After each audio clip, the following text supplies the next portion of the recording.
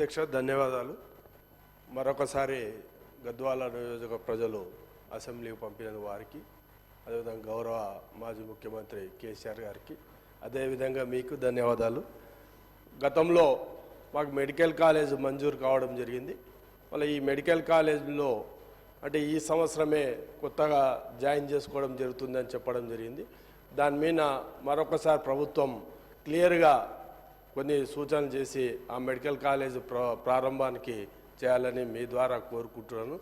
అదేవిధంగా మా నియోజకవర్గంలో నెట్టంపాడు ప్రాజెక్ట్ ద్వారా 1,30,000 ఎకరాలకు మేము నీళ్ళు ఇవ్వడం జరుగుతుంది.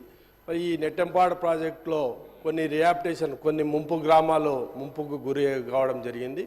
దానికి షిఫ్టింగ్ ఛార్జెస్ చిన్న చిన్న అమౌంట్స్ ఉన్నాయి. మళ్ళీ ప్రభుత్వం ఆ షిఫ్టింగ్ ఛార్జెస్ ఇస్తే ఆల్మోస్ట్ ఆల్ ప్రజలు కొత్త ఇండ్లు కట్టించుకోవడం జరిగింది.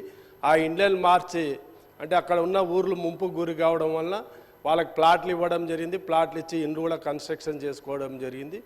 షిఫ్టింగ్ ఛార్జెస్ కొద్దిగా చిన్న చిన్న అమౌంట్స్ ఉన్నాయి, ఆ పెండింగ్లు ఉన్నాయి. మీ ద్వారా ప్రభుత్వాన్ని నేను రిక్వెస్ట్ చేస్తున్నా, ఆ షిఫ్టింగ్ ఛార్జెస్ ఇమీడియట్గా ఇస్తే ప్రజలకు మేలు చేసినట్లయితుంది. దయచేసి దీని గురించి ఆలోచించాలని గౌరవ మంత్రి వాళ్ళు కోరుతున్నాను. Thank you sir.